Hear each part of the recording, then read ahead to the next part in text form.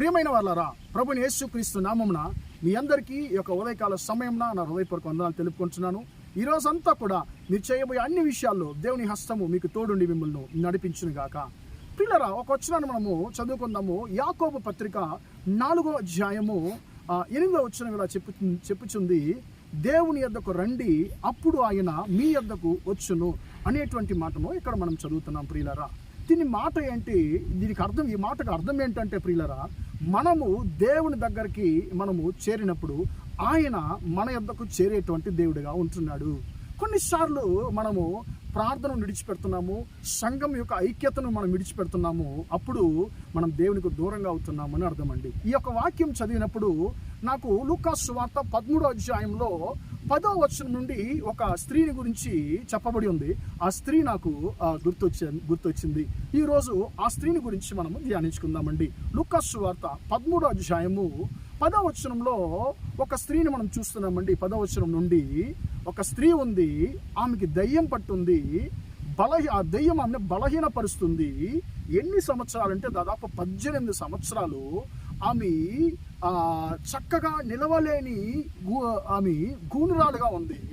దాదాపు 18 సంవత్సరాలు ఆమెని సాతానుడు ఇబ్బంది పెడుతున్నాడు. కానీ ఆశ్చర్యమైనటువంటి విషయం ఏంటంటే ప్రియులారా, ఆమె ఆ బలహీనతతోనే, ఆ సాతాను యొక్క పోరాటముతోనే ఆమె దేవుని యొక్క మందిరానికి వచ్చింది.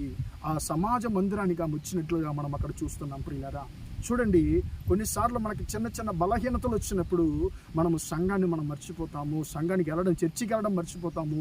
కొన్నిసార్లు మనకు చిన్న ఒక బలహీనత వచ్చినప్పుడు మనం ప్రార్థనను మర్చిపోతాము, ప్రార్థన విడిచిపెడతాం. ప్రియులారా, కానీ ఇదే లోక సంబంధమైన కార్యాలు, ఏమన్నా వైభవాలు, ఇలాంటి ఏమన్నా కార్యక్రమాలు వస్తే వెంటనే ఆ బలహీనతతో కూడా మనము సిద్ధపడి మనం సంతోషంగా వెళ్తున్నాము.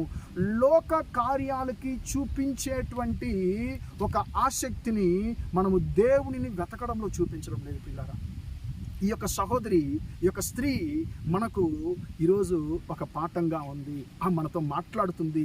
ఆమె యొక్క పరిస్థితులు ఏంటి? ఒకవైపేమో సాతాను దెయ్యం పట్టుంది.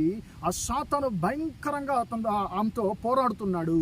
ఆ సాతాను యొక్క పోరాటము దేవుని మీద ఆమెకున్నటువంటి ఆసక్తిని తగ్గించలేకపోయింది, అది ఆపలేకపోయింది. రెండోదిగా మీరు చూసినట్లయితే బలహీనత. ప్రియులారా, ఆ బలహీనత ఆమెని దేవుడి నుంచి విడదీయలేకపోయింది, దేవుడి నుంచి దూరం చేయలేకపోయింది.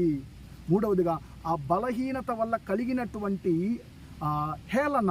ఆమె వెళ్ళేటప్పుడు, వచ్చేటప్పుడు ఇదిగో గూణం వెళ్తుంది అని చెప్పి, ఏమమ్మా వంగుకొనే తిరుగుతావని చెప్పి ఆమెని చాలామంది హేళన చేస్తుంటారండి. ఆ హేళన కూడా ఆమెని ఏ మాత్రం కూడా కదిలించలేదు, దేవుని నుంచి దూరం చేయలేదు. ప్రియులరా, ఈ 3 విషయాలు ఉన్నా కూడా ఆమె ఒక నిర్ణయంలో చాలా కరెక్ట్గా ఉంది. అదేంటంటే, ప్రభువా, నా జీవితంలో ఎలాంటి పరిస్థితులు వచ్చినా కూడా పర్వాలేదు, నేను నీ నుండి నేను దూరం కానని చెప్పి ఆమె ఏం చేసిందంటే దేవుని మీద పట్టుదలతో ఉంది. పిల్లారా, ఒకరోజు ఆమె ఎదురు చూడనటువంటి ఒక సంఘటన ఆమె జీవితంలో జరిగింది. ఏంటది?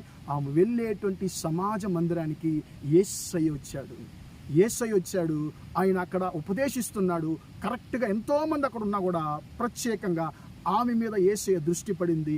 యేసయ్య ఆమె పిలిచాడు, ఆయన యుద్ధకు ఆమె పిలిచి తన చేతులు ఆమె మీద ఉంచి ఆమెని విడుదల చేశాడు, స్వస్థపరిచాడు. మనం చూస్తున్నాం. ప్రియులారా, ఈ యొక్క అద్భుతమైనటువంటి విడుదల, స్వస్థత ఎలా జరిగింది, ఎలా దొరికిందంటే, ఆమె బలహీనతల మధ్యను, ఆ సాతాను యొక్క పోరాటాల మధ్యను, ప్రియులారా, అపహాసాల మధ్యను ఆమె దేవుని నుంచి దూరం కాలేదు. ప్రియులారా, ఆమె ఒక నిర్ణయంతో ఉందని చెప్పి నేను అనుకుంటున్నాను. ప్రభువా, ఈ లోక సమస్యలు ఎన్నొచ్చినా కూడా నీ నుండి నన్ను వేరు చేయలేవనేటువంటి పట్టుదలతో ఆమె ఉంది. ప్రియులారా, ఆ బలహీనతలతో, ఆ యొక్క సమస్యలతో ఆమె వెళ్ళింది. కాబట్టి దేవుని యొక్క చూపు ఆమె మీద పడింది. దేవుడు ఆమెని స్వస్థపరిచినట్లుగా మనం చూస్తున్నాం. ప్రియులారా, ఈరోజు మనం ఎలా ఉన్నాం?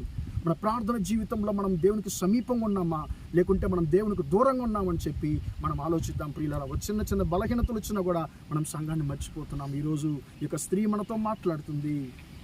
ప్రియమైన దేవుని బిడ్డ, నాకు దయ్యం పట్టినా, నాకు బలహీనత ఉన్నా, నాకు హేళన చేసిన, నన్ను ఎంతమంది హేళన చేసినా నేను దేవుని విడిచిపెట్టలేదు. కాబట్టి నన్ను యేసయ్య స్వస్థపరిచాడు. నేను దేవుని దగ్గరికి వెళ్ళాను, ఆయన నా దగ్గరకు వచ్చాడు. నువ్వు ఎలాగున్నావు, నువ్వు కూడా దేవుని దగ్గరకు రా, నువ్వు ఆశించేటువంటి అద్భుతాలు నువ్వు పొందుకుంటావని చెప్పి ఆ స్త్రీ మనతో మాట్లాడుతుంది ప్రియులారా. కాబట్టి మన జీవితాన్ని ఒకసారి మనం పరీక్షించుకుందామా ప్రియులారా? మన జీవితాన్ని మనం ఒకసారి పరీక్షించుకుందాము.